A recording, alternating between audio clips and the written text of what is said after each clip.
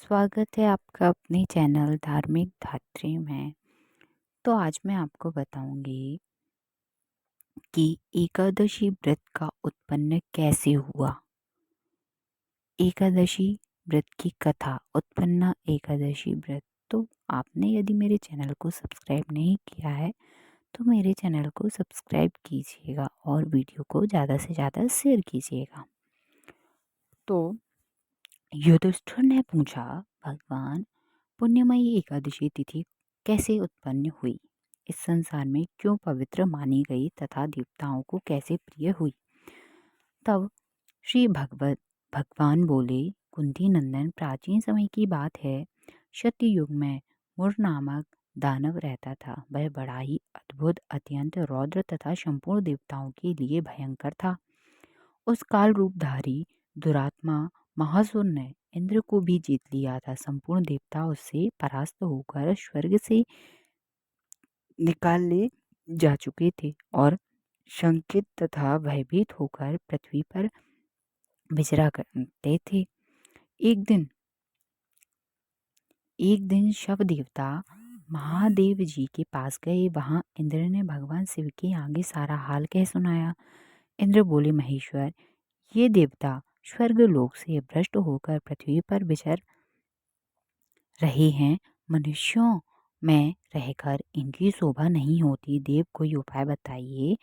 देवता बताइए, देवता किसका सहारा लें। महादेव जी ने कहा, देवराज, जहाँ सबको शरण देने वाले, सबकी सबकी रक्षा में तत्पर रहने वाले जगत के स्वामी भगवान गरुड़ ध्वज विराजमान हैं, वहां जाओ, वे तुम सब लोगों की रक्षा करेंगे। भगवान श्री कृष्ण कहते हैं, युधिष्ठिर, महादेव की बात सुनकर परम बुद्धिमान देवराज इंद्र संपूर्ण देवताओं के साथ वहां गए। भगवान गदाधर क्षीर सागर के जल में सो रहे थे। उनका दर्पण देख के इंद्र ने हाथ जोड़कर स्तुति आरंभ की। इंद्र बोले, देव देवेश्वर, आपको नमस्कार है। देवता और दानव दोनों ही आपकी वंदना करते हैं। पुंडरी काक्ष, आप दैत्यों के शत्रु हैं। मधुसूदन, हम लोगों की रक्षा कीजिए। जगन्नाथ, संपूर्ण देवता मुर नामक दानव से भयभीत होकर आपकी शरण में आए हैं। भक्त वत्सल, हमें बचाइए। देव देवेश्वर, हमें बचाइए। जनार्दन, हमारी रक्षा कीजिए, रक्षा कीजिए। दानवों का विनाश करने वाले कमल नयन, हमारी रक्षा कीजिए। प्रभु, हम सब लोग आपके समीप आए हैं, आपकी ही शरण में आ पड़े हैं। भगवान, शरण में आए हुए देवताओं की सहायता कीजिए। देव, आप ही पति, आप ही मति, आप ही कर्ता और आप ही कारण हैं। आप ही सब लोगों की माता और आप ही इस जगत के पिता हैं। भगवान देव देवेश्वर, शरणागत वत्सल देवता भयभीत होकर आपकी शरण में आए हैं। प्रभु, अत्यंत उग्र स्वभाव वाले महाबली मुर नामक दैत्य ने संपूर्ण देवताओं को जीत कर इन्हें स्वर्ग से निकाल दिया है। इंद्र की बात सुनकर भगवान विष्णु बोले, देवराज, वह दानव कैसा है, उसका रूप और बल कैसा है तथा उस दुष्ट के रहने का स्थान कहाँ है। इंद्र बोले, देवेश्वर, पूर्व काल में ब्रह्मा जी के वंश में तालचंड नामक एक महान असुर उत्पन्न हुआ था, जो अत्यंत भयंकर था। उसका पुत्र मुरदानव की नाम से विख्यात हुआ। वह भी अत्यंत उत्कृष्ट, महापराक्रमी और देवताओं के लिए भयंकर है। चंद्रावती नाम से प्रसिद्ध एक नगरी है, उसी में स्थान बनाकर वह निवास करता है। उस दैत्य ने समय देवताओं को परास्त करके स्वर्ग लोक से बाहर कर दिया है। उसने एक दूसरे को, इंद्र को स्वर्ग के सिंहासन पर बैठाया है। अग्नि, चंद्रमा, सूर्य, वायु तथा वरुण भी उसने दूसरे ही बनाए हैं। जनार्दन, मैं सच्ची बात बता रहा हूँ, उसने सब कोई दूसरे ही कर लिए हैं। देवताओं को तो उसने प्रत्येक स्थान से वंचित कर दिया है। इंद्र का कथन सुनकर भगवान जनार्दन को बड़ा क्रोध हुआ। वे देवताओं को साथ लेकर चंद्रावतीपुर में गए। देवताओं ने देखा दैत्यराज बारंबार गर्जना कर रहा है। उसने परास्त होकर संपूर्ण देवता दशों दिशा में भाग गए।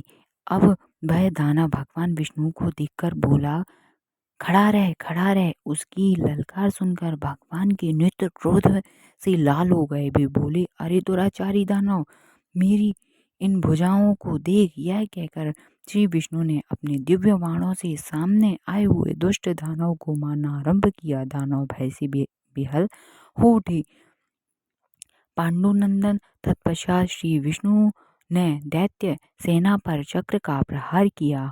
उससे छिन्न भिन्न होकर सैकड़ों योद्धा मौत के मुख से चले गए। इसके बाद भगवान मधुसूदन बदरिकाश्रम को चले गए। वहां से सिंहावती नाम की गुफा थी जो 12 योजन लंबी थी। पापा पांडुनंदन उस गुफा में एक ही दरवाजा था। भगवान विष्णु उसी में सो रहे। दानव और भगवान को मार डालने के लिए उद्योग में लगा था। वह उसके पीछे लगा रहा। वहां पहुंचकर उसने भी उसी गुफा में प्रवेश किया। वहां भगवान विष्णु को सोते देख उसे बड़ा हर्ष हुआ। उसने सोचा, यह दानवों को भय देने वाला देवता है, अतः निस्संदेह इसे मार डालूंगा। युधिष्ठिर दानव के इस प्रकार विचार करते ही भगवान विष्णु के शरीर से एक कन्या प्रकट हुई जो बड़ी ही रूपवती, सौभाग्यशालिनी तथा दिव्य अस्त्र शस्त्रों से युक्त थी। वह भगवान के तेज के अंश से उत्पन्न हुई थी। उसका बल और पराक्रम महान था। युधिष्ठिर दानवराज मुर ने उस कन्या को देखा। कन्या ने युद्ध का विचार करके दानव के साथ युद्ध के लिए याचना की। युद्ध छिड़ गया। कन्या 100 प्रकार की युद्ध कला से निपुण थी। वह मुर नामक महान असुर उसके हुंकार मात्र से राख का ढेर हो गया। दानव के मारे जाने पर भगवान जाग उठे। उन्होंने दानव को धरती पर पड़ा देख पूछा, मेरा यह शत्रु अत्यंत उग्र और भयंकर था, किसने इसका वध किया है? कन्या बोली, स्वामिनी, आपके ही प्रसाद से मैंने इस महादैत्य का वध किया। श्री भगवान ने कहा, कल्याणी, तुम्हारे इस कर्म से तीनों लोक के मुनि और देवता आनंदित हुए हैं, अतः तुम्हारे मन में जैसी रुचि हो उसके अनुसार मुझसे कोई वर मांगो। देव दुर्लभ होने पर भी वह वर मैं तुम्हें दूंगा, इसमें तनिक भी संदेह नहीं है। वह कन्या साक्षात एकादशी ही थी। उसने कहा, प्रभु, यदि आप प्रसन्न हैं तो मैं आपकी कृपा से सब तीर्थों में प्रधान, समस्त विघ्नों का नाश करने वाली तथा 100 प्रकार की सिद्धि देने वाली देवी हूँ।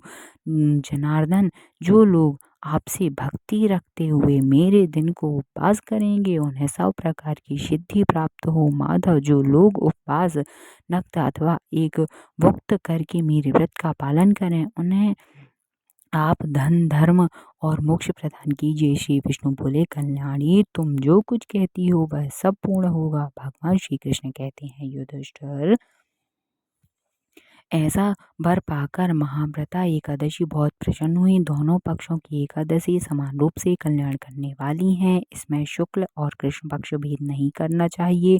यदि उदय काल में थोड़ी सी एकादशी, मध्य से पूरी द्वादशी और अंत में किंचित त्रयोदशी हो तो वह प्रशा एकादशी कहलाती है। वह भगवान को बहुत ही प्रिय है। यदि एक त्रिशप्रथा एकादशी को उपवास कर लिया जाए तो एक श्रेष्ठ एकादशी व्रतों का फल प्राप्त होता है तथा इसी प्रकार द्वादशी में पारण करने पर 700 गुना फल माना जाता है। अष्टमी, एकादशी, षष्ठी, तृतीया और चतुर्दशी ये यदि पूर्व तिथि से विद्व हों तो उनमें व्रत नहीं करना चाहिए। परिवर्तनीय तिथि से युक्त होने पर ही इनमें उपवास का विधान है। पहले दिन में और रात में भी एकादशी हो तो दूसरे दिन केवल प्रातःकाल एक दंड एकादशी रहे तो पहली तिथि का परित्याग करके दूसरे दिन की द्वादशी युक्त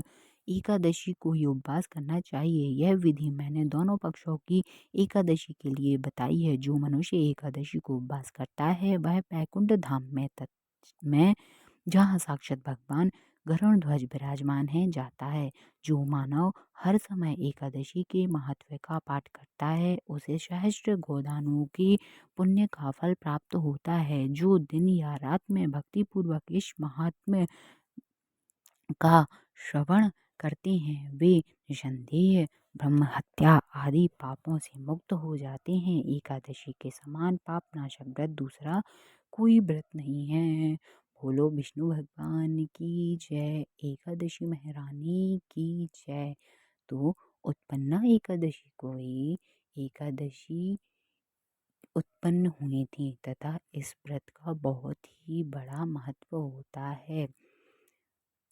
तो धन्यवाद मेरी कथा को सुनने के लिए। और यदि आपने मेरे चैनल को सब्सक्राइब नहीं किया है तो प्लीज़ मेरे चैनल को सब्सक्राइब कीजिए और वीडियो को ज़्यादा से ज़्यादा शेयर कीजिए। धन्यवाद।